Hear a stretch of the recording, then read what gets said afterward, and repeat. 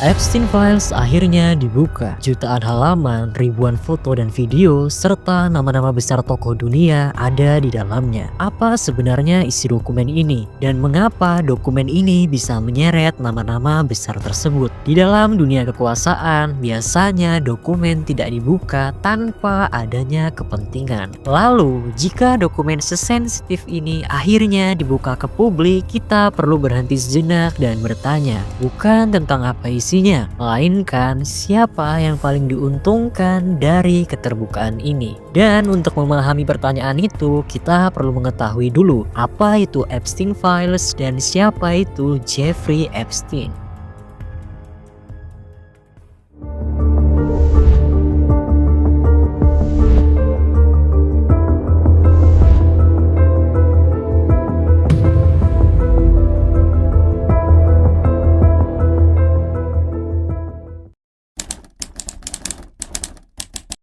Jeffrey Epstein adalah seorang pemodal asal Amerika Serikat yang jaringan bisnisnya meliputi orang-orang besar di dunia. Bayangkan saja, mulai dari Trump, Bill Gates, Pangeran Andrew, Elon Musk, dan elit-elit global lainnya tercatat pernah berhubungan dengan si Jeffrey Epstein. Namun disinilah anomalinya, Epstein memiliki kegilaan yang tidak pernah kita bayangkan. Tepat pada tahun 2008, ia ditahan atas kasus pelecehan seks anak di bawah umur. Ia divonis 18 bulan penjara, namun ia bebas hanya dalam kurun waktu 13 bulan saja dengan program work release yang mengizinkannya untuk bekerja di kantornya pada siang hari. Lalu penangkapan yang kedua terjadi pada Juli tahun 2019.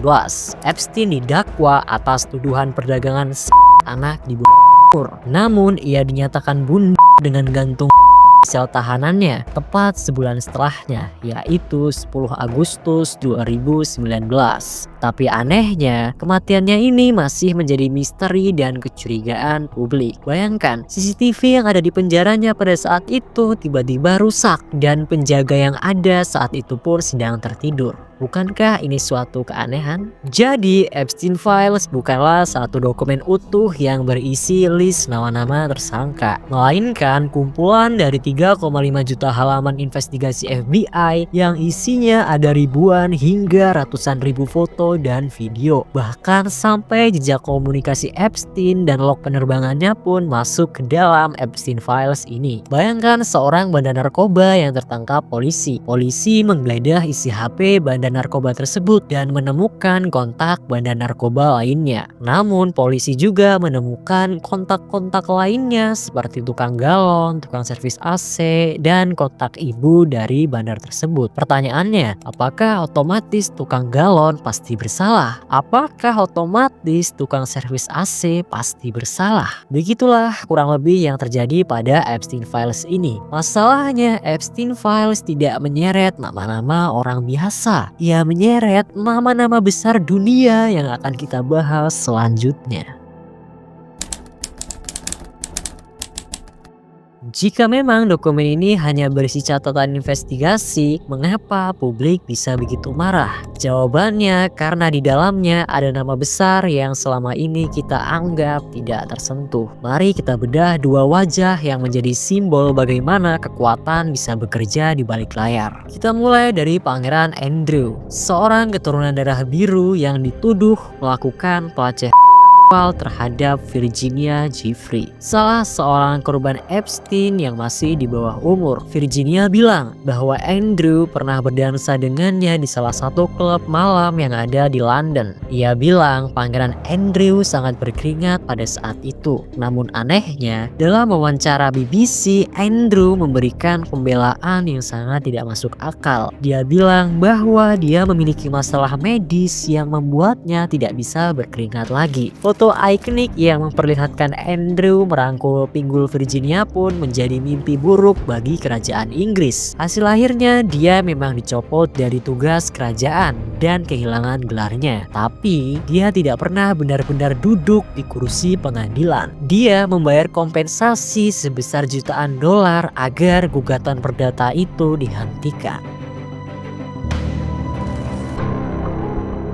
Lalu kita punya Bill Gates, orang yang wajahnya identik dengan kemanusiaan dan masa depan akan teknologi. Bill Gates pernah bilang bahwa dia tidak memiliki hubungan bisnis atau pertemanan dengan Jeffrey Epstein. Ironisnya, kalimat ini menjadi salah satu kebohongan publik paling fatal yang ada di dalam karirnya. Karena faktanya, ternyata Bill Gates pernah bertemu dengan Epstein beberapa kali. Ia juga pernah naik pesawat pribadinya Epstein, yaitu Lolita Express. Di dalam Epstein Files yang dirilis kemarin, ada salah satu email Epstein dan Bill Gates yang cukup kontroversial. Yang mana isi email tersebut adalah obrolan mereka tentang simulasi pandemik. Dan yang bikin kita tercengang adalah email tersebut ditulis tepat 3 tahun sebelum COVID-19 muncul. Sampai akhirnya email ini pun memicu berbagai spekulasi liar dan menggoyang kepercayaan publik akan kebenaran. Memang benar tidak ada fakta yang mengungkap langsung bahwa pandemi itu adalah buatan mereka. Tapi masalahnya, bagaimana kita mau percaya kepada orang yang tidak bisa berkata jujur dengan siapa dia berteman? Dan mereka berdua hanyalah sebagian dari nama-nama yang terungkap di Epstein Files. Masih ada nama tokoh besar lainnya yang tidak akan saya bahas di sini. Anda bisa membacanya sendiri di web Department of Justice. Intinya adalah ini membuktikan bahwa di puncak piramida, hukum seringkali bukan tentang siapa yang bersalah, tapi siapa yang mampu membayar untuk menutupi celah.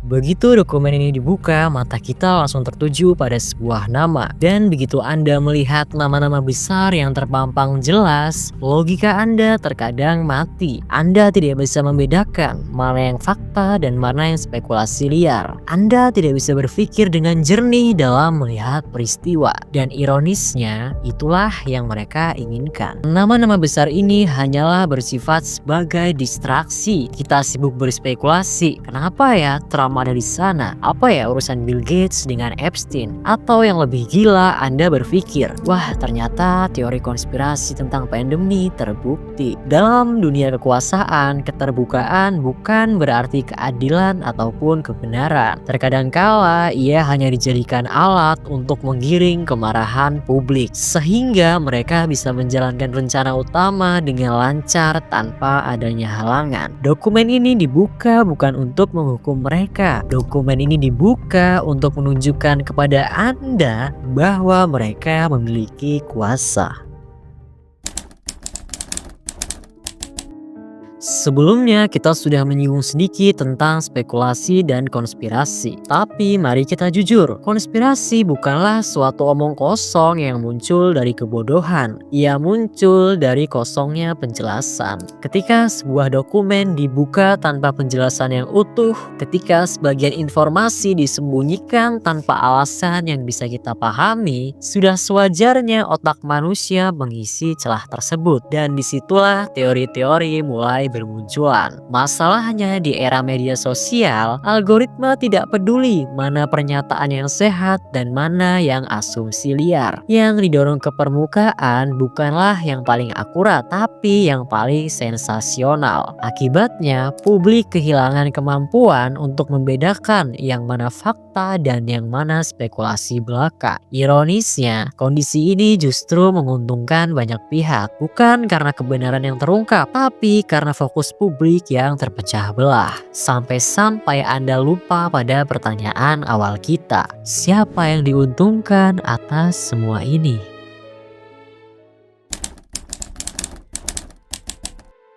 Jadi, siapa yang paling diuntungkan dari terbukanya dokumen ini? Tentunya bukan Anda, bukan juga saya, dan bukan juga para korban. Yang paling diuntungkan adalah mereka yang bisa pamer transparansi tanpa harus mengubah satupun struktur kekuasaan. Karena pada dasarnya ini bukanlah tentang mengungkap kejahatan. Ini adalah tentang bagaimana mengolah suatu kemarahan. Kebenaran yang dilempar tanpa arah sama berbahayanya dengan kebohongan yang ditutup rapat-rapat. Mungkin kita memang tidak sedang diperlihatkan segalanya. Kita hanya sedang diperlihatkan apa yang memang aman untuk diperlihatkan.